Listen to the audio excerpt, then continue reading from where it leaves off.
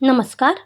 मनाच्या अबोल भावना या यूट्यूब चॅनलवर आपल्या सगळ्यांचे स्वागत आहे. मी तुमच्यासाठी एक मराठी कथा घेऊन आली आहे. कथेचं नाव आहे रूप देवाचे भाग 1. रागिनी एका गरीब घरातली मुलगी होती.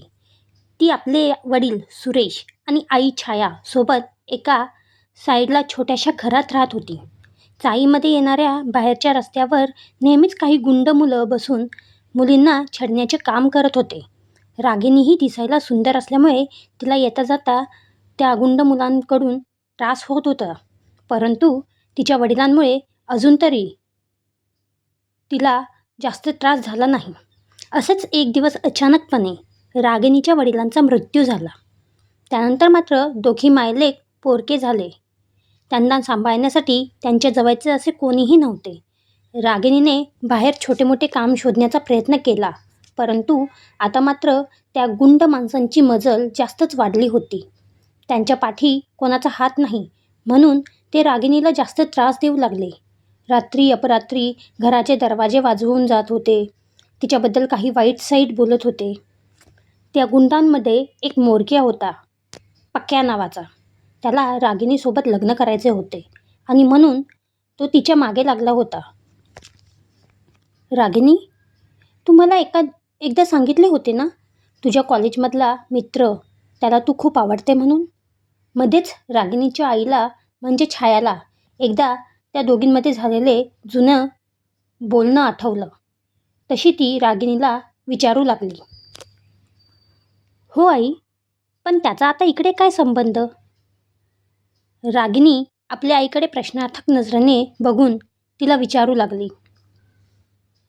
त्या मुलाचे नाव काय आहे आणि तो काय करतो? रागिनीच्या आईने पुढचा प्रश्न विचारला. आई, त्याचं नाव श्री आहे. तो आपल्या चाळीपासून अर्ध्या तासाच्या अंतरावर असलेल्या चांगल्या सोसायटीमध्ये राहतो आणि त्याला नुकतीच चांगल्या कंपनीमध्ये नोकरीही लागली आहे. रागिनीने उत्तर दिले. रागिनी, तेव्हा तुझे वडील होते म्हणून त्यांच्या विरोधात जाण्याची माझी हिंमत नव्हती, परंतु आता मात्र तुझी रक्षा करणारे असे कोणीही नाही. त्या गुंड माणसांसोबत लग्न करण्यापेक्षा तू त्या मुलाला होकार देऊन टाक. रागिनीची आई मनामध्ये विचार करत तिला सांगते. पण आई, रागिनी काय बोलणार इतक्यात तिची आई तिला थांबवते आणि श्रीला फोन लावायला सांगते. 2-3 रिंगमध्येच श्री फोन उचलतो. श्री, आईला तुझ्यासोबत थोडं बोलायचे आहे, असे बोलून रागिनी तिच्या आईच्या हातात फोन देते.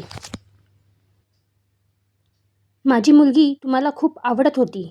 तुम्ही आताही तिच्यासोबत लग्न करायला तयार आहे का? रागिनीची आई सरळ मुद्द्याचंच बोलते. हो आई, मला अजूनही तुमची मुलगी खूप आवडते आणि तिने जर होकार दिला तर मी तिच्यासोबत आजही लग्न करायला तयार आहे. श्री पण त्याचा निर्णय सांगून मोकळा होतो. या लग्नामुळे तुमच्या घरात काही प्रॉब्लेम तर होणार नाही ना? रागिनीची आई काळजीने विचारते.